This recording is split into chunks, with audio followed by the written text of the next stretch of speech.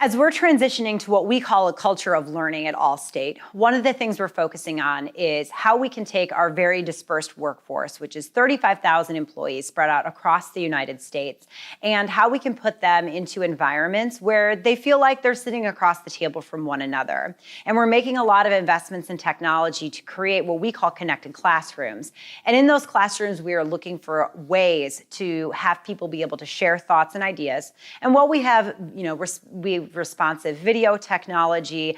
we have responsive audio that allows that, there's still that opportunity to allow people who are maybe more introverted and want to